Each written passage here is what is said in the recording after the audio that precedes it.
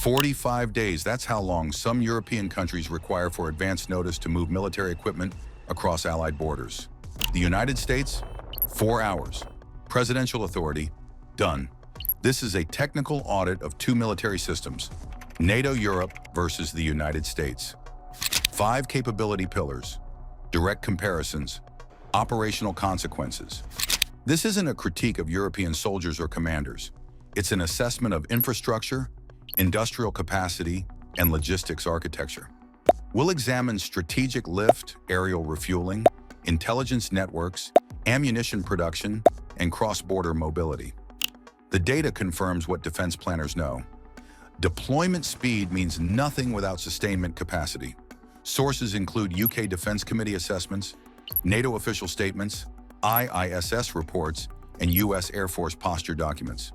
If you want to see the exact capability gaps the defense establishment doesn't publicize, subscribe now. This is the audit they won't show you on the evening news. Pillar 1. Strategic lift, the throughput bottleneck. In high-intensity conflict, forces must move thousands of tons of equipment across intercontinental distances within hours, not days. This requires heavy airlift capacity that can surge without delay. NATO Europe operates 3 shared C-17 Globemaster aircraft through the Strategic Airlift Capability Program based at Papa Air Base, Hungary. 12 nations share these 3 aircraft. The United Kingdom maintains 8 additional C-17s. France and Germany operate approximately 50 A400M tactical transports. Total European strategic airlift capacity, approximately 200 to 250 aircraft. The United States operates 222 C-17 Globemasters and 52 C-5 Galaxy heavy lifters. Total U.S. strategic airlift, 274 heavy transport aircraft. Here's the operational consequence. With only 3 shared heavy lift aircraft, NATO commanders must choose: move ammunition or move armor. They cannot do both simultaneously. The U.S. never faces this decision. 222 C-17 U.S. means simultaneous flows. Ammunition and armor and fuel all moving at once. A C-17 can deliver 82 tons per sortie. With 3 shared aircraft cycling at 18-hour intervals, NATO Europe can move 1 mechanized company per cycle to a forward location like Bottleneck Space Base in Greenland. The U.S. Air Mobility Command, with 222 C-17s, can complete 4 sorties in that same window. This represents a 74-to-1 advantage in throughput capacity. Official records show the UK Defense Committee assessed that the United States provides 70 to 80% of NATO's strategic airlift in high-intensity operations. Europe contributes less than 20% to total alliance lift capacity. All those aircraft combined still cannot match the throughput requirement of a high-intensity surge. 74-to-1 means NATO waits while the U.S. moves. That is the throughput bottleneck. 3 shared aircraft versus 222 dedicated aircraft, 74-to-1. If that ratio shocks you, comment airlift. If you think tankers matter more, comment tankers. Let's see what this audience knows. Pillar 2, aerial refueling, the sortie generation gap. Air superiority requires sustained on-station time over contested airspace. Fighters must maintain continuous coverage. This capability depends entirely on aerial refueling capacity. Without tankers, modern fighters are regional assets, not global ones. NATO Europe operates 7 A330 multi-role tanker transport aircraft through the multinational MRTT fleet program, with bases at Eindhoven and Cologne. This fleet is growing to 10 aircraft by late 2026. 7 tankers for all of NATO Europe. The United States operates 466 aerial refueling aircraft. The fleet consists of KC-135 Stratotankers and KC-46 Pegasus tankers. Here's the operational consequence. With 7 tankers supporting operations across the North Atlantic and Baltic Sea simultaneously, NATO commanders ration tanker hours by priority. Air defense first, maritime patrol second, strike missions third. There are not enough tankers to support all mission types concurrently. U.S. fighter packages cycle through 466 tankers without prioritization constraints. This creates a 4-to-1 advantage in sortie generation rate. the number of times aircraft can complete missions per day. European fighters average 90-minute patrol missions before returning to base for fuel.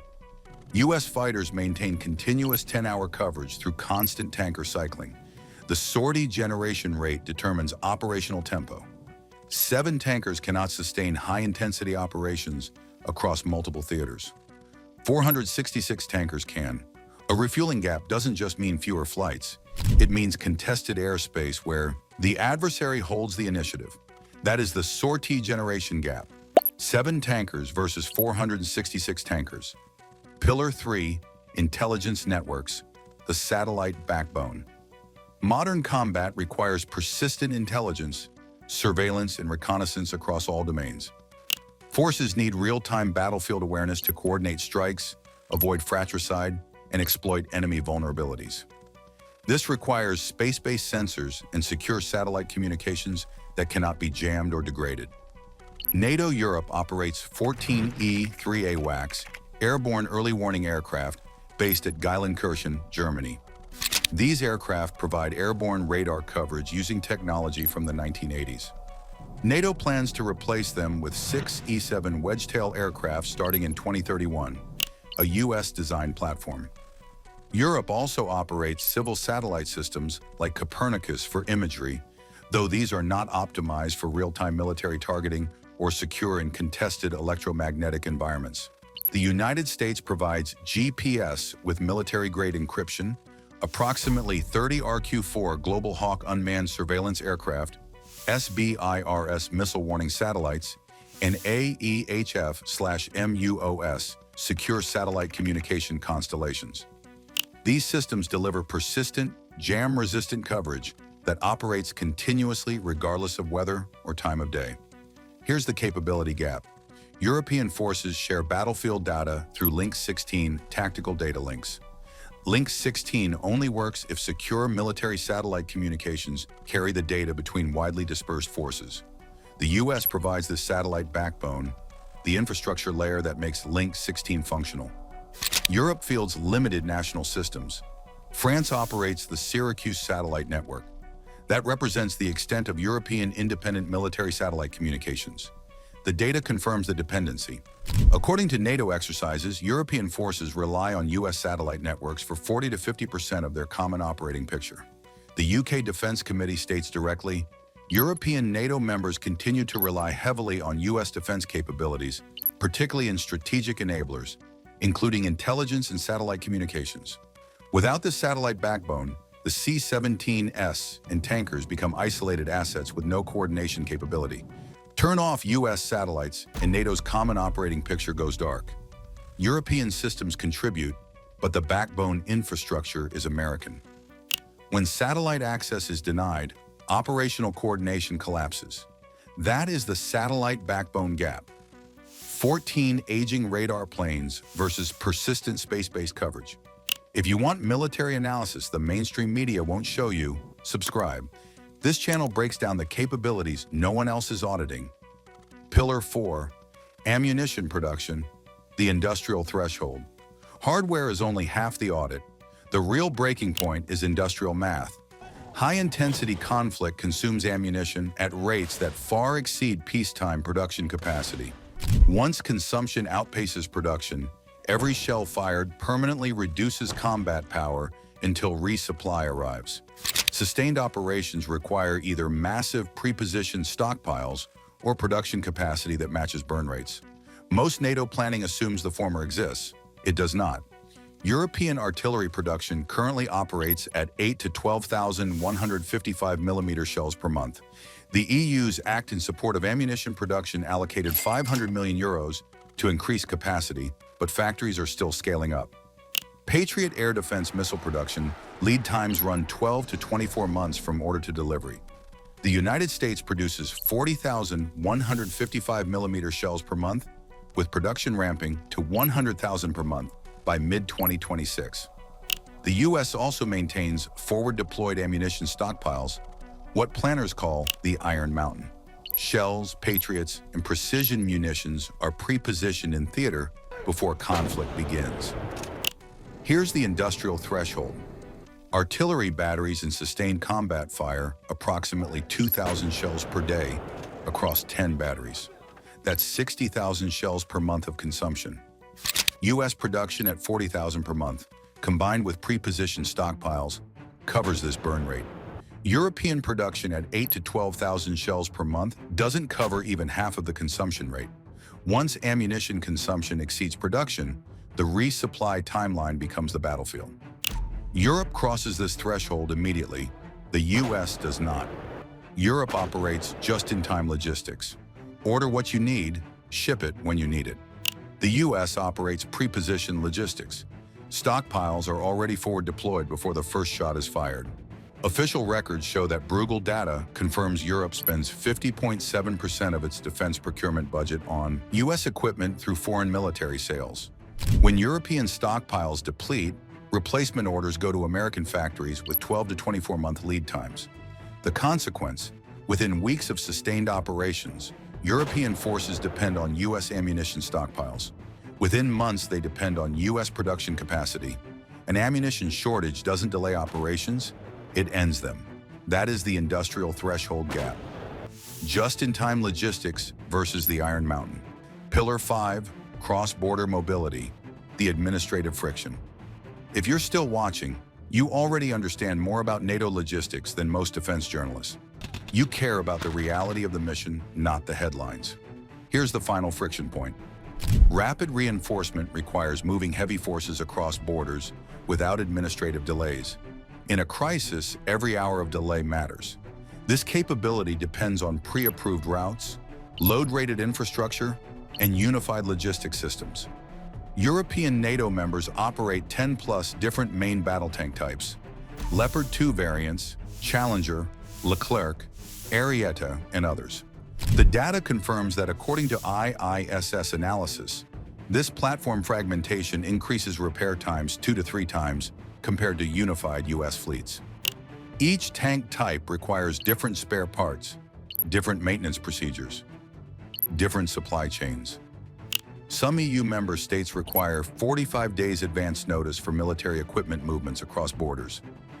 Many European bridges are rated for 60 tons or less. Modern main battle tanks weigh 70 to 80 tons.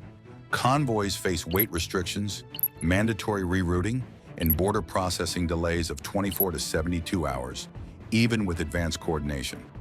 The United States operates one primary main battle tank, the M1 Abrams.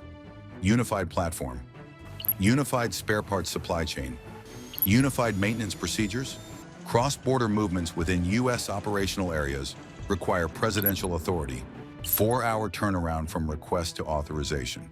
U.S. forces pre-survey routes and pre-position repair parts at forward locations.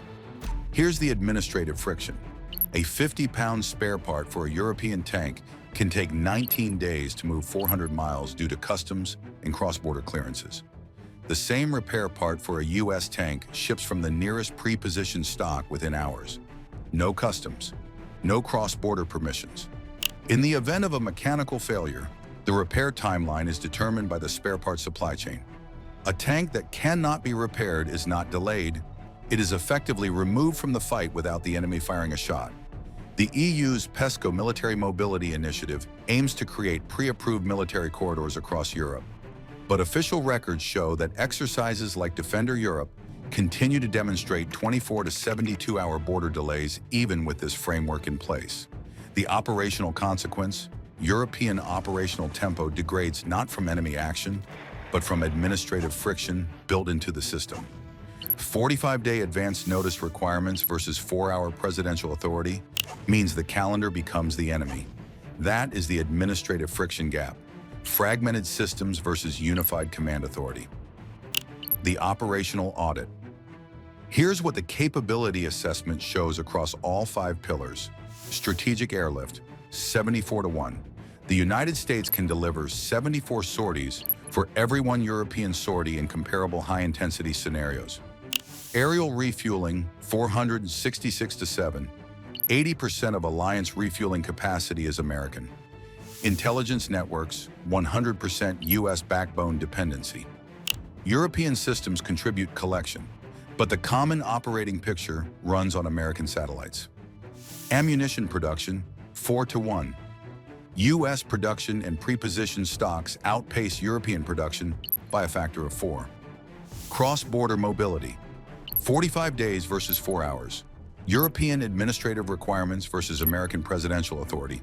Here's the assessment. NATO can deploy forces rapidly, but NATO's sustained operational tempo runs on American fuel, American lift, and American satellites. NATO is a shield. America is the arm that holds it. Without the arm, the shield is just a piece of metal. Comment logistics. If you agree that sustainment capacity determines operational outcomes, the verdict: NATO wins the first week. America decides who wins the first month. NATO's Very High Readiness Joint Task Force can deploy light forces in 72 hours. Fast, professional, capable. European armies are well-trained and well-equipped for rapid response. But sustained operations reveal structural dependencies. Once tanker allocation becomes constrained, sortie rates decline. Once satellite access becomes a request instead of an assumption, coordination degrades. Once ammunition consumption exceeds production, combat power erodes with every engagement. Once cross-border delays compound, reinforcement timelines extend beyond operational windows. Europe is investing. The ASAP program is ramping ammunition production. PESCO is addressing military mobility. NATO is purchasing 6 E-7 Wedgetail aircraft to replace aging AWACS. But infrastructure gaps measured in years cannot close in months. Tanker fleets, strategic airlift capacity, satellite constellations, these represent decade-long acquisition timelines. The 45-day requirement isn't bureaucracy. It's a structural dependency built into European military architecture. Europe deploys fast. Sustaining that deployment for more than 1 week requires American logistics infrastructure. If you want to see how these same capability gaps play out in the Pacific theater against China, subscribe. Same analytical framework, different theater, same logistics realities. The final assessment: never confuse deployment speed with sustainment capacity. NATO wins the first week. America decides who wins the first month. That's not opinion, that's capability analysis.